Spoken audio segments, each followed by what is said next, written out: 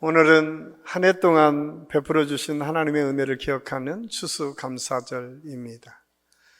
사실 이 추수감사절의 유래는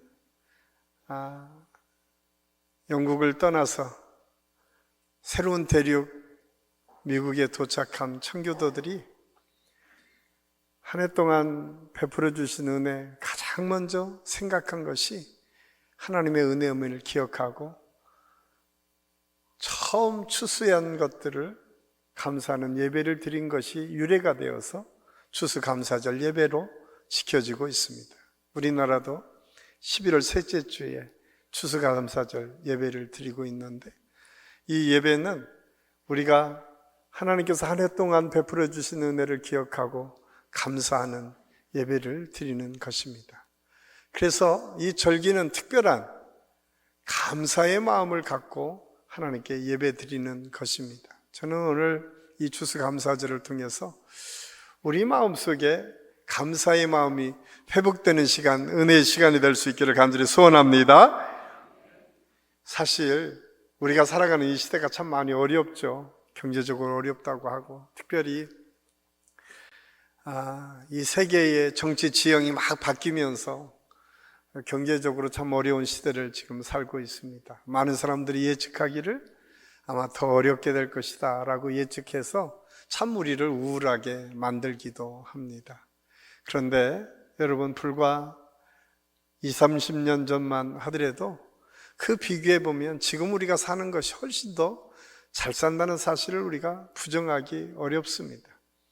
40-50년 전만 하더라도 우리나라는 보릿고개가 있었고 못 먹는 사람들이 많이 있었음을 알 수가 있습니다. 아니, 그 전 한 70년, 80년 전, 100년 전 이 땅에 선교사들이 처음 왔을 때만 하더라도 굶어서 죽은 사람들이 길거리에 허다하게 많이 있었다라고 하는 것이 선교사 보고를 통해서 보여진 여러 가지 보고서에 기록되어 있는 것을 볼 수가 있습니다. 거기에 비하면 지금 우리가 살아가는 것은 얼마나 큰 은혜고 축복인지 몰라요.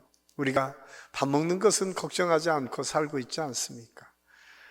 많은 사람들이 그런 감사해야 될 제목들이 너무나 많이 있었음에도 불구하고 우리가 감사를 잊고 살다 보니까 우리에게 문제가 생기기 시작하는 거예요. 살기는 훨씬 더 윤택하게 되었지만 우리의 삶의 현장에 보면 기쁨을 잃어버리고 살 때가 얼마나 많이 있어요. 한번 생각해 보세요. 아마 어르신들은 기억날 거예요. 옛날보다 웃는 일이 훨씬 더 적다라고 하는 사실을 우리가 부정하기 어렵습니다. 그 이유가 무엇일까? 통계를 통해서도 그런 게 나타나요. 이것은 예수 믿는 사람이나 믿지 않는 사람이나 똑같은 것 같아요. 목회데이터 연구소의 통계를 보면 10사람 중에 2사람 정도는 반드시 이 정신적인 치료약을 의지해서 살 수밖에 없는 것이 현대사회의 모습이라고 얘기하고, 심지어는 통계를 보면 무언가 돌봄을 받아야 될 정신적 스트레스를 받는 사람이 50% 정도 된다라고 하는 통계도 있으니까 얼마나 우리가 스트레스를 받고 살고 있는지 모릅니다. 그런데 이런 정신적인 건강, 그냥 행복한 삶을 유지하기 위해서 필요한 게 뭔가 감사라는 거예요. 유명한 일본의 신학자 우츠무라 간조라고 하는 사람이 이렇게 얘기했어요. 감사 없는 사람은 행복할 수 없다. 감사가 없는 사람, 이 사람은 행복할 수 없다는 거예요. 그러면서 아주 유명한 말을 남겼어요. 만일 하나님이 인간을 저주하신다면 그것은 질병이나 실패나 배신이나 죽음으로 저주하는 것이 아니라 오히려 하나님의 살아계심이 믿어지지 않는 불신앙으로, 성경을 읽어도 하나님의 말씀이 들려오지 않는 막힌 귀로, 감사하는 마음이 생기지 않는 메마른 마음으로 저주하실 것이다. 참 놀랍지 않습니까? 우리는 실패하면 그게 하나님의 저주라고 생각하고, 내가 원하는 대로 이루어지지 않았을 때 하나님께서 왜 나를 이렇게 사랑하지 않고 내게 은혜를 베풀어 주시지 않는가라고 하나님께 저항할 때가 참 많이 있는데, 이 우츠무라 간조라고 하는 이 선생님은 그렇게 얘기를 해요. 그것이 아니라는 거예요. 하나님을 믿을 수 없는 것이 저주이고 하나님의 말씀이 들려지지 않는 것이 저주이고 우리의 마음에 감사가 없는 것이 저주라는 거예요. 그런데 가만히 생각해 보면 그 말이 맞는 것 같아요. 왜냐하면 우리가 훨씬 더 풍족한 삶을 살면서도 감사하지 않는다면 거기에 기쁨과 은혜가 없기 때문에, 거기에 우리의 즐거움이 없기 때문에 그래요. 그런데 이것은 비단 우찌무라 간주의 이야기만이 아니라 사실 2000년 전에 사도 바울을 통해서 이 세상에 말세에 어떤 현상들이 일어날 수 있는지에 대해서 말씀하고 있어요. 디모데후서 3장 2절 말씀에 이렇게 기록하고 있습니다. 우리 같이 한번 읽겠습니다. 사람들이 자기를 사랑하며 돈을 사랑하며 자랑하며 교만하며 비방하며 부모를 거역하며 감사하지 아니하며 거룩하지 아니하며. 한번 보세요. 우리가 말세 때 이런 징조가 나타나기 시작했다. 디모데후서 3장 2절에서는 교만해진다, 비방한다, 부모를 거역한다. 그런데 거기에 감사하지 아니하며. 우리 마음에 감사가 떠나기 시작하면 그때부터 하나님께 주시는 기쁨과 즐거움을 잃어버리게 된다라고 하는 사실을 우리에게 말씀해 주고 있습니다. 우리의 삶을 되돌아보며 저는 오늘 감사의 새 차원이라고 하는 제목으로 말씀을 함께 나눌 때에 특별히 우리 안에 감사의 마음이 회복되는 역사가 있기를 간절히 소원합니다. 오늘 우리가 읽은 신명기 26장 1절에서 11절까지 말씀을 통해서 하나님께서 이스라엘 백성들이 어떻게 감사하며 살아야 될지, 이스라엘 백성들이 새로운 땅 가나안에 들어가서 어떻게 하나님의 은혜를 누리며 살아야 되는지를 말씀하고 있어요. 그 첫 번째가 감사하라는 거예요. 사실 하나님께서 이스라엘 백성들을 가나안에서 구출해 내시고 하나님의 약속의 땅, 젖과 꿀이 흐른다는 가나안에 들어가게 하셨습니다. 이스라엘 백성들은 성경의 역사를 통해서 보면 떠돌아다니는 사람들이었어요. 그들의 조상은 그냥 안정된 삶을 살았던 사람들이 아니라 언제나 떠돌아다녔던 인생, 그들을 하나님께서 이제 정착해서 살 수 있는 땅을 주시고 집을 주시고 토지를 주시는 은혜를 베풀어 주신 곳이 가나안입니다.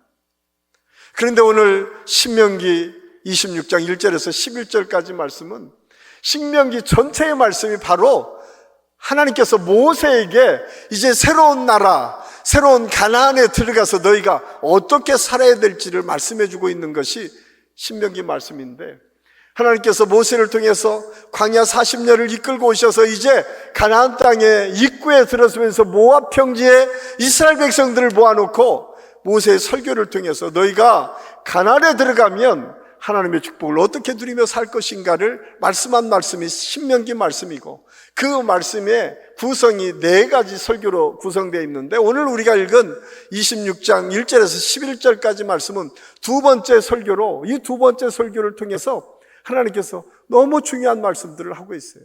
저는 신명기 전체를 볼 때에 이 두 번째 설교 말씀이 가장 중요한데, 왜냐하면 5장에서 26장으로 구성되어 있는데 5장이 십계명으로 구성되어 있어요.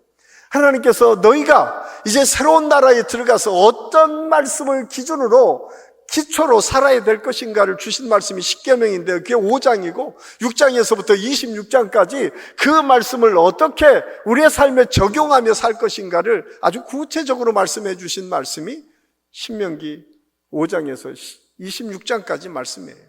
특별히 오늘 26장 1절에서 11절까지 말씀을 통해서 너희가 가나안 땅에 들어가면 이런 하나님의 축복과 은혜가 있는데 가장 먼저 놓치지 말고 너희들이 해야 될 것이 감사하는 것이라는 거예요. 감사는 말과 표현을 통해서 나타납니다.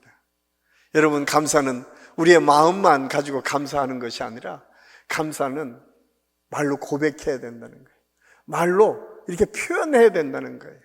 저는 우리 안식교 모든 성도들이 감사하는 마음만 품지 말고 여러분, 감사를 말로 표현하는 아름다운 믿음의 역사가 있기를 간절히 소원합니다. 오늘 26절 2절 26장 2절 말씀에 보면 3절 말씀에 보면 내가 오늘 당신의 하나님 여호와께 아뢰나이다. 내가 여호와께서 우리에게 주시겠다고 우리 조상들에게 맹세하신 땅에 이르렀나이다. 이 말씀을 통해서 감사는 우리의 믿음의 고백임을 알 수 있어요. 오늘 3절은 그걸 말씀하고 있어요. 하나님의 약속이 이루어진 거예요. 하나님께서 아브라함에게 내가 내게 지시한 땅으로 가게 되면 적과 꿀이어는 하나님의 땅을 너희들이 들어갈 것이다 라고 하는 그 약속이 이 이스라엘 백성들에게 이루어졌음을 고백하는 것이 감사라는 거예요. 사실 오늘 우리가 예배드리는 이 시간이 우리가 감사할 시간 아닙니까? 왜냐하면 저와 여러분을 하나님의 백성 삼아주시고 하나님의 자녀 삼아주시고 이렇게 예배들을 드린다라고 하는 것이 감사해야 될 제목이에요. 그래서 구원의 기쁨과 은혜와 감격을 가지고 예배드리면서 우리가 모두가 먼저 감사하는 은혜가 있기를 간절히 소원합니다. 약속을 이루어 주셨잖아요. 우리를 구원해 주신 하나님의 약속이 이루어진 그 사실을 놓고 하나님께 먼저 감사로 하나님께 나아갔음을 성경은 말씀해 주고 있어요. 뿐만 아니라 감사는 물질을 구별해서 드림으로 하나님께 영광을 돌렸어요. 오늘 2절 말씀을 통해서 하나님께서 그렇게 말씀해요. 내 하나님 여호와께서 내게 주신 땅에서 그 토지의 모든 소산에 첫 열매를 거둔 후에 그것을 가져다가 광주리에 담고. 그냥 이스라엘 백성들이 제사장들을 통해서 나아갈 때는, 제사하러 나아갈 때는 그냥 나간 것이 아니라 자기들의 소산을 가지고 나왔다는 거예요. 이런 역사는 그냥 유대 땅에서만 있었던 것이 아닙니다. 사실 우리나라도 이런 전통이 있습니다. 추석 때 많은 사람들이 제사를 모신다고 얘기하죠. 제사 모실 때 어떻게 하나요? 햇곡식과 햇것을 가지고 합니다. 추석은 항상 햇것을 가지고 뭔가를 만들어서 조상들에게 바치는 것이 우리 나라의 전통 속에도 있어요. 근데 이스라엘 백성들은 그 처음 열매, 첫 열매를 하나님께 드렸다는 거예요. 이 첫 열매가 갖고 있는 의미는 특별한 겁니다. 왜냐하면 우리가 좀 수확을 하게 되면 좀 감춰놓고 먹을 걸 좀 챙기고 그 다음에 남은 것을 하나님께 드린다고 생각하지 않고 이스라엘 백성들은 처음 것, 가장 귀한 것, 가장 중요한 것, 그것을 하나님께 드렸다라고 성경이 말씀하고 있어요. 우리가 하나님께 헌금을 드릴 때 먼저 우리가 구별해야 될 것이 무엇인가? 우리의 마음이 그렇게 구별돼야 돼요. 첫 마음, 하나님께서 주신 그 첫 마음이 감사로 하나님께 올려지는 물질이 될 수 있을 때 그것이 감사 헌금이 될 수 있습니다. 남은 것을 드리는 것이 아니라 여러분이 거둔 첫 것을 가지고, 이 첫 것이라고 하는 것은 내 마음속에 기쁨이 있는 그 믿음으로 드려지는 것이 헌금이다. 오늘 성경 그것을 우리에게 말씀해 주고 있습니다. 저는 우리 한식교 모든 성도들의 가정과 삶에서 이런 믿음의 고백 두 가지가 꼭 있었으면 좋겠어요. 하나는 믿음의 고백을 통해서 하나님의 약속을 붙잡고 그 은혜를 감사할 수 있는 믿음, 또 하나는 그것을 물질로 구별해서 하나님께 올려드릴 때에 그것을 통해서 하나님께서 영광을 받으시고 또 그 영광을 통해서 하나님의 살아계심을 증가하는 역사가 우리 삶에서 나타나게 될 줄로 믿습니다. 그래서 감사는 언제나 말과 물질을 통해서 표현할 수 있어야 돼요. 이것은 비단 하나님께만이 아닙니다. 특별히 감사절에는 우리 주변을 돌아볼 수 있어야 돼요. 우리 부모님들, 우리 사랑하는 아내와 남편, 우리 자녀들, 그들에게 감사의 말을 할 수 있어야 돼요. 저는 우리 한식의 모든 성도들이 오늘 감사절에 한 번도 여러분 가정에서 감사를 표현하지 못했다면 이번 추수감사절을 통해서 여보 감사합니다, 남편 감사합니다, 부모님 감사합니다, 우리 자녀들 감사합니다, 말로 표현하는 은혜가 있기를 간절히 소원합니다. 또 하나, 그냥 말로만이 아니라 감사를 물질로도 표현할 수 있어야 돼요. 저는 우리 한식교 모든 성도들이 그래서 부모님들을 그렇게 잘 공양할 수 있어야 돼요. 그것이 감사의 모습이다라고 하는 사실을 말씀하고 있어요. 두 번째로 감사는 우리들의 삶에서 하나님께서 베푸신 것들을 찾아내는 거예요. 감사를 찾아내라고 오늘 성경은 말씀해 주고 있어요. 이스라엘 백성들에게 감사는 무엇이었는가? 내가 아무것도 없었을 때 하나님께서 나를 도와주셨군요. 그걸 찾아낸 거예요. 아람 사람으로 떠돌이 같은 인생을 하나님께서 그냥 버리지 않으시고 돌보시고 함께 하셨다는 거예요. 애굽에 종살이 할 때에 학대받는 그 현장에 우리가 기도했을 때에 우리의 기도를 외면하지 않으시고 들어주셨다는 거예요. 그 은혜를 기억하고 감사하는 것, 이게 찾아낼 때에 감사가 있었다는 거예요. 저는 우리 안식교 모든 성도들이 그 감사를 찾아내는 기쁨이 있을 수 있기를 간절히 소원합니다. 복음성가 가사 중에 은혜라고 하는 찬양을 보면 그렇게 고백하잖아요. 내가 뒤돌아보면 어느 것 하나 당연한 것도 없는데 모든 것이 하나님의 은혜고 감사한데 우리는 그 감사를 그냥 외면하며 살 때가 참 많이 있었죠. 오늘 성경은 다시 우리에게 말씀하고 있어요. 그 은혜를 찾아서 감사할 수 있어야 된다. 감사를 말과 물질을 통해서 고백하라.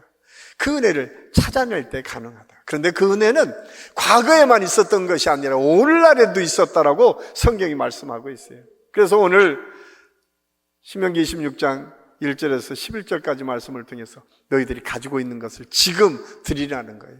지금 현재 우리에게 주신 은혜를 기억하라는 거예요. 뿐만 아니라 앞으로 주실 은혜도 기억하라 라고 말씀하고 있습니다. 하나님의 은혜는 그냥 단순히 과거에만 현재에만 있는 것이 아니라 앞으로 우리의 삶에도 하나님께서 책임져 주시겠다고 말씀하고 있어요. 예레미야 29장 11절 말씀은 이렇게 우리에게 말씀하고 있습니다. 우리 같이 한번 읽겠습니다. 너희를 향한 나의 생각은 평안이요 재앙이 아니니 너희에게 미래와 희망을 주는 것이니라. 아멘. 하나님께서는 그렇게 말씀하세요. 너희를 향한 내 생각은 평안이고 재앙이 아니라는 거예요. 너희 미래는 하나님께서 책임져 주시는 은혜를 약속하고 있어요. 그래서 내가 너희에게는 희망을 준다는 거예요. 하나님께서 함께 해주시는 은혜를 통해서. 저는 우리 한식교 모든 성도들이 예배 때마다 이 은혜를 경험할 수 있기를 간절히 소원합니다. 꼭 기억하십시오. 하나님은 우리를 사랑하실 뿐만 아니라 과거와 현재와 미래까지 책임져 주시고 그것을 감사하도록 우리의 삶을 바꾸어 가시는 분이심을 기억하고 우리 모든 성도들이 이 감사를 하나님께 올려드리는 은혜의 시간이 될 수 있기를 간절히 소원합니다.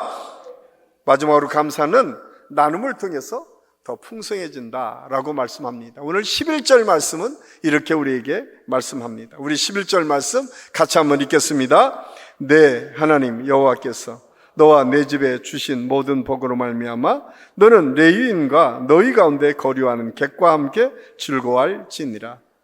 하나님께서는 함께 하라는 거예요.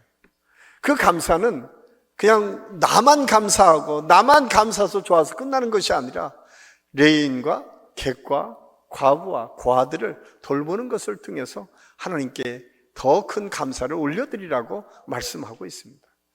사실 예수 믿는 사람들에게 아주 귀중한 명령 중에 하나가 이 나눔의 명령입니다. 하나님께서는 우리에게 건강 주신 것은 그 건강을 통해서 하나님의 역사를 이루어가기 위함입니다. 하나님께서 우리에게 특별한 재능을 주셨다라고 생각하면 그 재능 기부를 통해서 또 다른 사람을 살려내고 예수 그리스도의 부활된 증인의 삶으로 또 다른 사람에게 위로를 주기 위해서 그 재능을 주셨다는 거예요.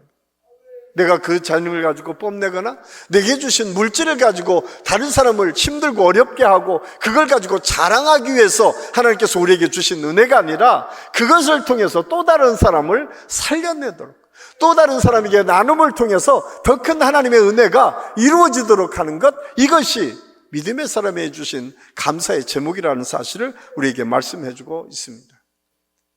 우리 교회에서는 그래서 김장 나눔을 하고 있어요.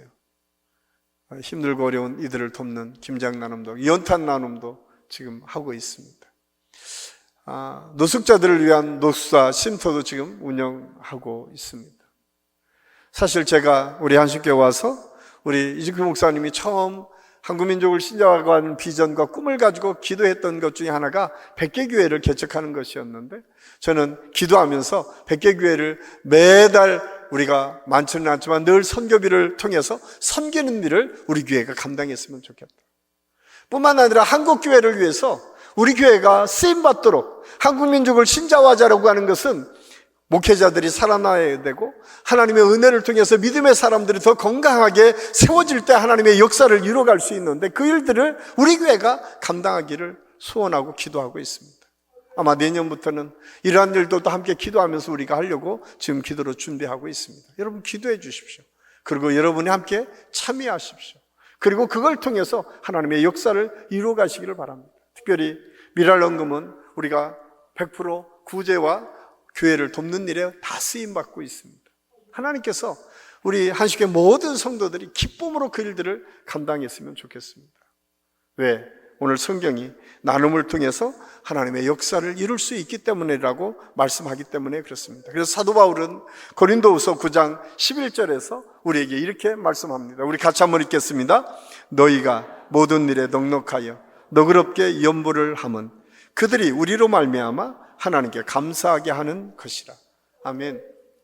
넉넉하게 염보하는 이유, 하나님께 드리는 이유, 그것은 힘들고 어려운 교회와 힘들고 어려운 사람들을 섬기는 일에 우리가 함께 쓰임받기 위해서, 그리고 그것을 하나님께 드리는 것이고 하나님께 감사하는 것이라고 하는 사실을 말씀해 주고 있습니다. 저는 우리 교회가 이 일들을 감당함으로 또 우리 한신교회를 통해서 이루실 하나님의 역사가 계속 이어질 수 있기를 간절히 소원합니다. 꼭 기억하십시오. 감사는 그냥 감사로 끝나지 않습니다. 말로 표현하고 물질로 구별됩니다. 우리 사랑하는 사람들에게, 우리 주변에게 감사할 사람들을 찾고 구하고 그렇게 헌신하십시오. 감사는 과거와 현재와 미래를 통해 주실 은혜를 기억해내고 찾아내는 것입니다. 찾아서 감사를 표현할 때마다 더 풍성해지는 은혜를 경험하게 될 것입니다. 감사는 나눌 때 더 풍성해집니다. 저는 우리 한식의 모든 성도들이 이 나눔을 통해서 여러분의 주변에 힘들고 어려운 사람들을 돕고 섬길 뿐만 아니라 우리 교회가 그렇게 쓰임받는 교회로 성장할 수 있도록 여러분들이 함께 참여해 주시고 함께 기도해 주시고 함께 헌금해 주셔서 우리 교회를 통해서 그런 하나님의 역사가 계속 이어질 수 있기를 예수님의 이름으로 간절히 축원합니다. 기도하겠습니다. 아버지 하나님, 은혜를 감사합니다. 오늘 감사절에 감사가 무엇인가 베풀어 주신 은혜를 기억해내는 것이고 또한 그것을 말과 물질로 표현하는 것이고 그것을 통해서 그 나눔을 통해서 더 풍성해지는 것들을 경험하는 것임을 말씀을 통해서 배웠습니다. 주님, 우리 안식의 모든 성도들에게 이 믿음이 있게 하여 주셔서 어디를 가나 사랑받고 인정받고 하나님의 영광을 드러내는 축복의 역사가 우리 모든 성도들의 삶과 그 가정에서 이루어질 수 있도록 인도하여 주시옵소서. 하나님께서 함께 하실 것을 믿고 감사를 드려오며 예수님의 이름으로 감사드리며 기도하옵나이다. 아멘.